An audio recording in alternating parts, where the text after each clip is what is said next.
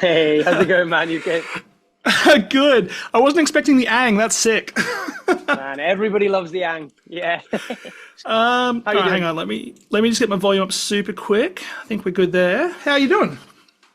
How are you? Listen, man. I'm low key really pumped for this interview specifically. I was actually supposed to interview you guys about a month or two ago, and you had internet issues. Okay, okay, okay. Cool. Yeah, and I was supposed to be on that run, and I was like devastated because I'm like, I'm probably not going to get to talk to him. And the next round came around, and I was like, yes, get me straight on it. Yeah, So get in, man. Yeah, no that's pressure. it. All good. Good to speak to you, No, finally. that's no, that's good. But yeah, I'll kind of just kick straight into it. Like you guys have, I mean, you guys are getting insane acclaim. Firstly, as a band, you guys have been around almost 10 years. I think 10 years. There's the next year's the 10-year marker, right? Yeah, roughly. I think 2016 was when I joined the band. But yeah, you're right. Roughly, it's been an entity for like 10 years nearly now, which is crazy. Yeah, for sure. But getting shout outs from like Kerrang, Loudwire, winning heavy music awards, all that kind of stuff. You've got three universally acclaimed albums within the last 6 years. How does it feel to be given such insane recognition so quickly into the band?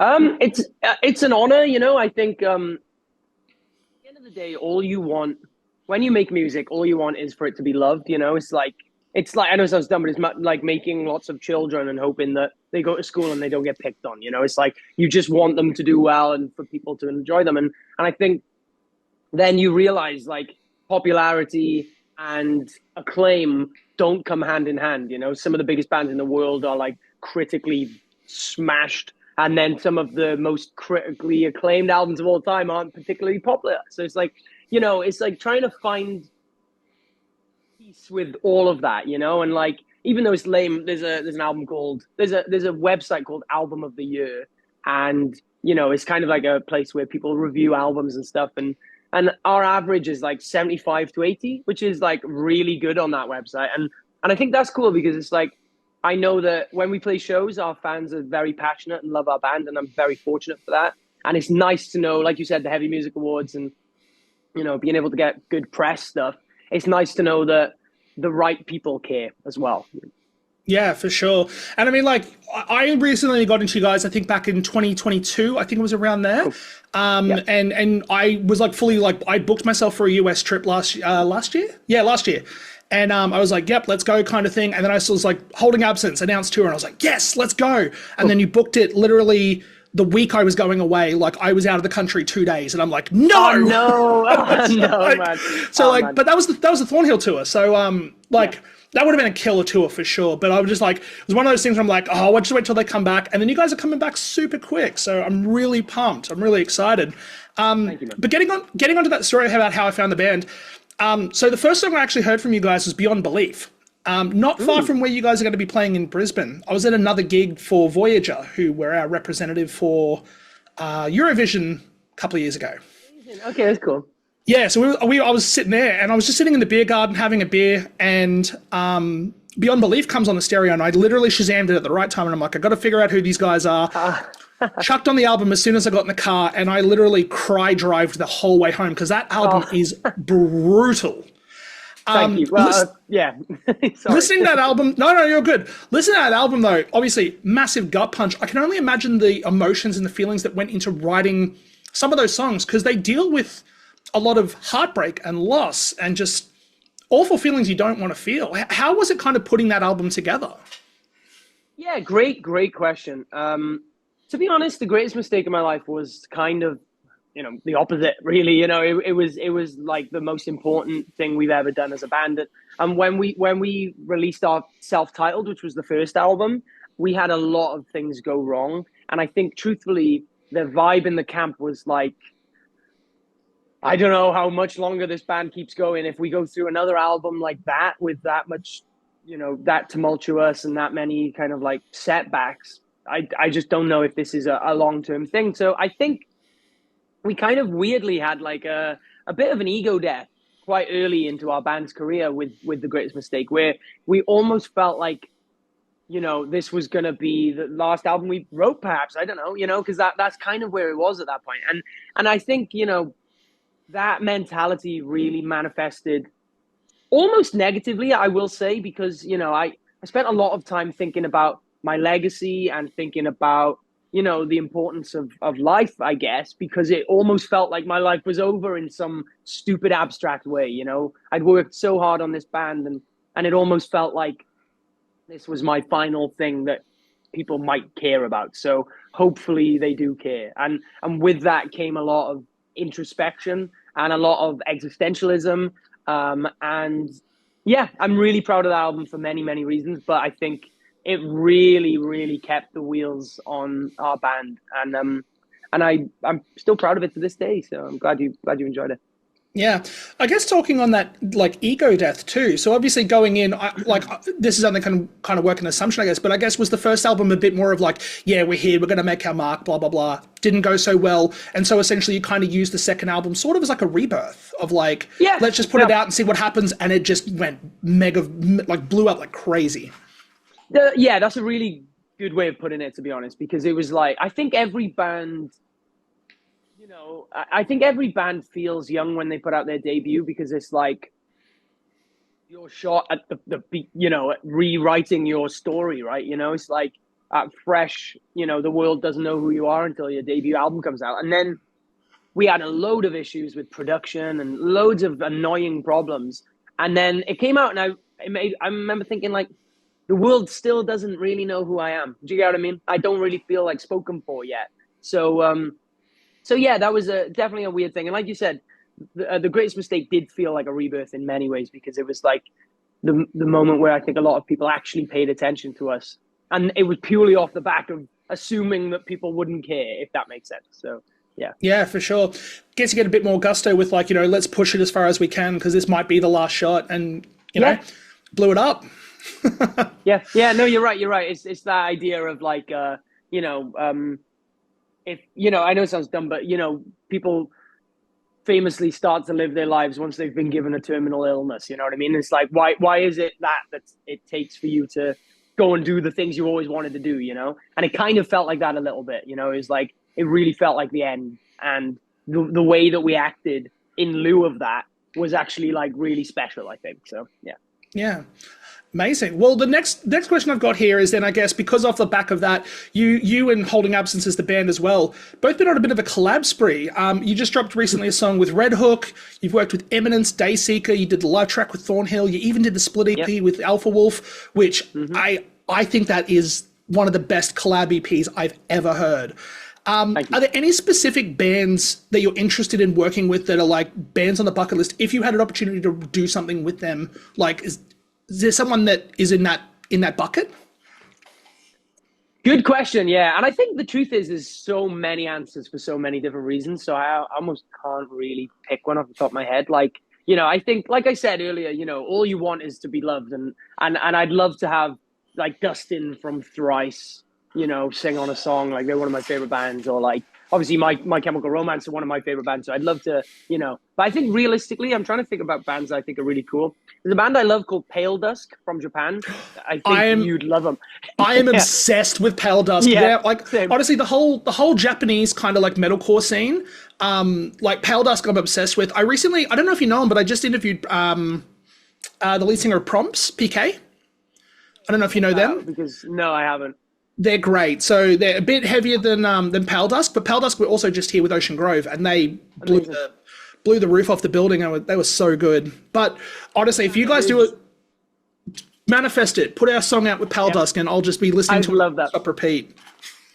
I'd also urge you to check out a band called Cult, CVLTE. It's like Culter, I think it's pronounced. They're from that. Maybe, I don't know. I don't know if the V is supposed to be a U. It's like confusing. But yeah, honestly, as soon as we're done here, look them up because I think you dig them. It's like Pale Dusk, but still kind of heavy. Kind of reminds me of New Bring Me a little bit, but they are like amazing. Yeah, their new stuff is brilliant. So anyway, so yeah, I'd say Pale Dusk. I think I love that band. So yeah. Yeah. No, Pale Dusk are insane. Actually, and I actually got to review the EP that they just dropped as well before it dropped. And cool. Yeah, nice. that EP's literally just ADHD. Amazing. Like it's 25 minutes of ADHD. It's so good. Yeah. Yeah. Now, something that I kind of love about you specifically is your Twitter game. You absolutely crack me No. up on Twitter, man. I follow you, and I like every tweet because somehow it just seems to be more unhinged than the last. But you I guess you started a really interesting conversation. I don't know how much maybe the tweet impacted some people, but something you mentioned was the anxiety that comes with fronting a band and the public perception that comes along with that. When you're having those moments of doubt, of a bit of imposter syndrome, how do you deal with those emotions? Honestly, yeah, to preface and agree with what you just said, it's like it is so hard to go on stage in front of thousands of people when you don't like who you are, right? Really, do you get what I mean? Like we're all like insecure in many different ways, but it's like a magnifying glass. It's such a weird thing. So, truthfully, the thing that keeps me going, and it's kind of cheesy, but like I try and just look at myself through, I've got a wife, I've got a mother who, thinks the sun shines out my ass. And then on top of that as well, though, it's like, I obsessed over this music and I thought bands were the coolest thing in the world. And I think quite often I'll like myself, like there is a 16-year-old you in that crowd right now who thinks you're cool as shit. So don't listen to 29-year-old you because you think you suck. Trust me, 16-year-old you will think you're great. You just have to go out there and believe in yourself the way that he does, the way your wife does, the way your mother does. And I think like learning to love yourself through the eyes of people that love you, I think is maybe one of life's most important lessons. That's beautiful. I love that. Another tweet you also mentioned, and I thought this was another cool conversation point. The tweet exactly reads, the most exciting part of our scene right now is that, in my opinion, we're on the cusp of a new Enter Sandman, Holy Roller, The Summoning, and Just Pretend are instant classics. But I think there's a song being written right now that gets played in clubs and football games for decades to come. I think metalcore is on that precipice, and just the scene as a whole. And I think that is 100% right. Do you think it's going to get to the point where, like, obviously it's not going to be on the level of like pop and hip hop and stuff, but is there any bands right now that you're looking at that are like, you're going to be the band that leads the way? I think we see them quite clearly, to be honest. I think right now, Sleep Token. I think the thing is there's like special sauce that you cannot like quantify, and like some bands have it, some bands don't. And I think the scene that we're looking at right now, I've got to shout out, obviously, Bad Omens, Sleep Token, Spirit Box. I've got to say Lorna Shore, I think, are cool as fuck for the genre of music they make and the way that they're like excelling at it. That is just, I've got such respect for them. Knocked Loose as well, or another band, who are taking like the heavy genre. I mean, going on Jimmy Kimmel or whatever. Like, do you get what I mean? Like, it's just like, we're normalizing.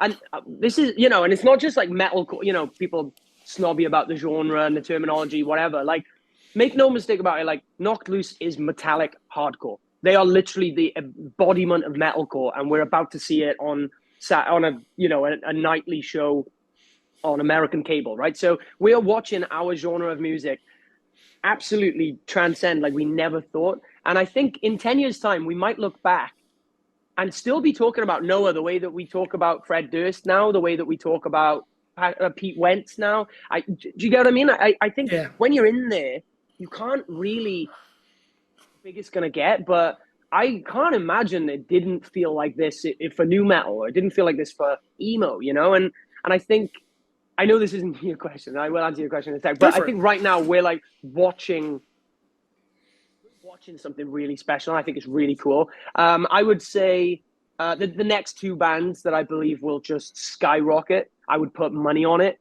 are Dayseeker, who are already kind of skyrocketing, and Loathe. I believe Loathe's next album is going to be like a cultural classic. I really think that.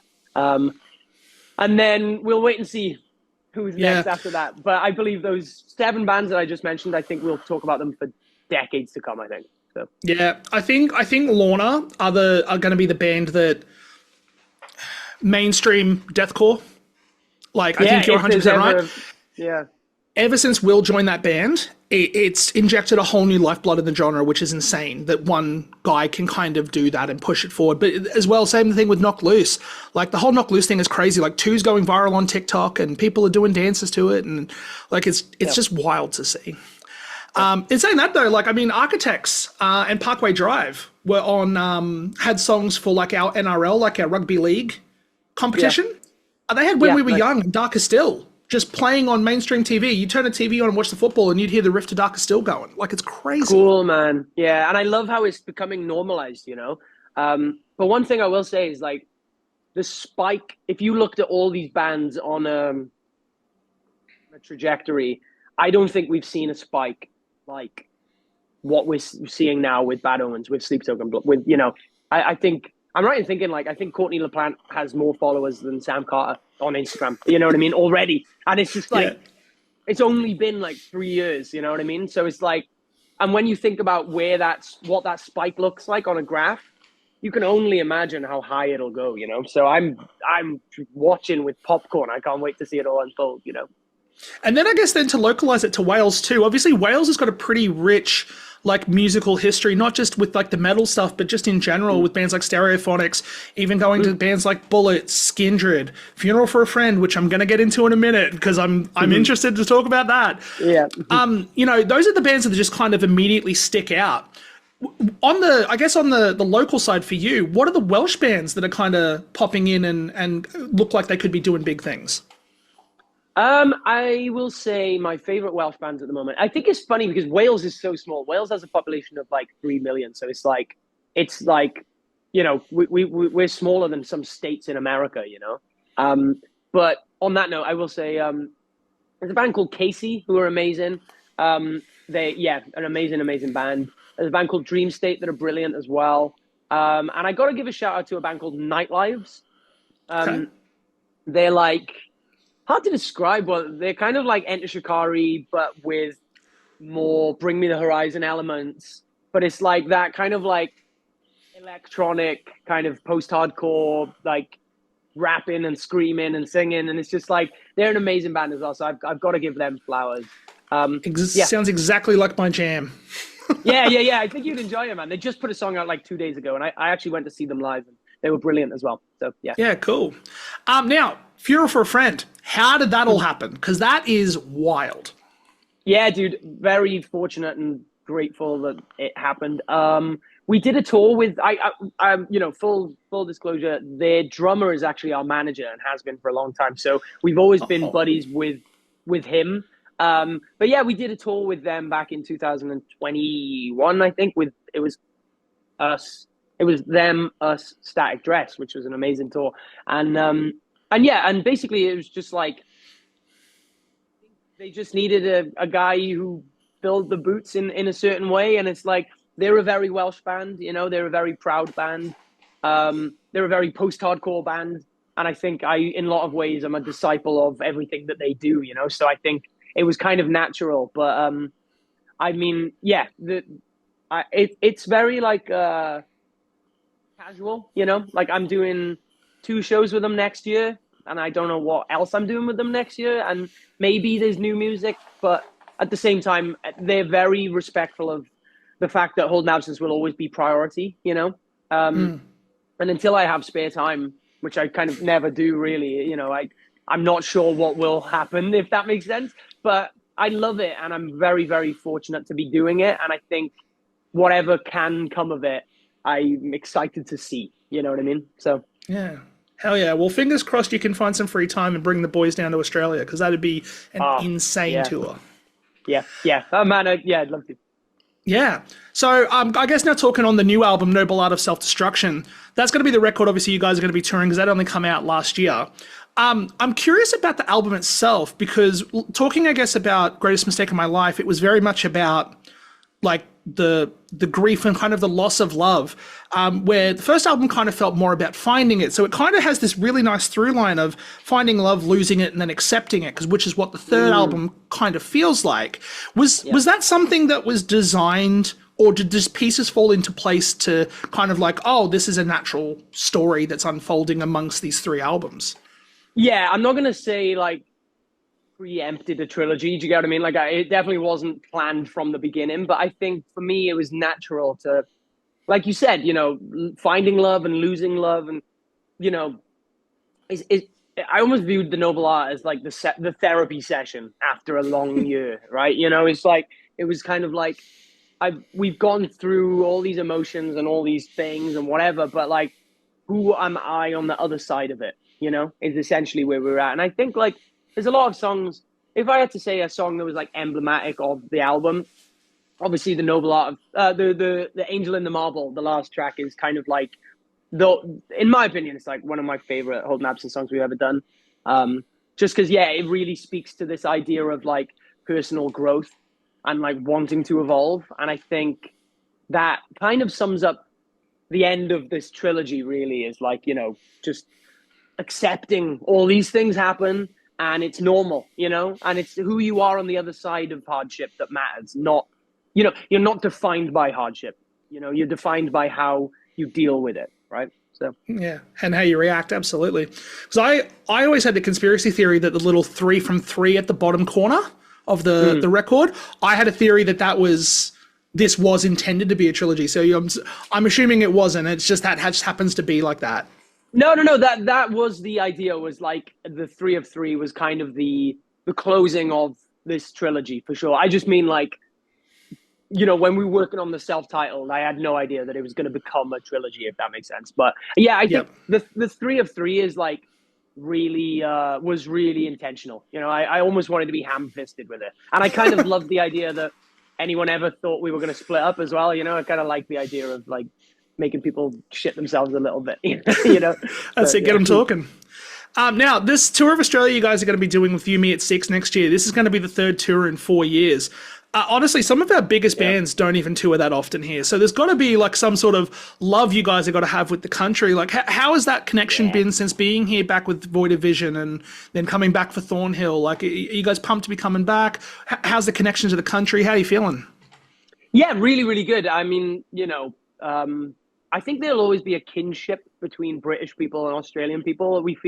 I feel like it's not even like we're the opposite. It's almost like, you know, when you play Smash Bros and you can change the colors of a character, you know what I mean? It's like we're the same character, we're just wearing a different outfit, I think, is kind of how I feel about Australia. So yeah, whenever we come over, it feels as familiar as it does different.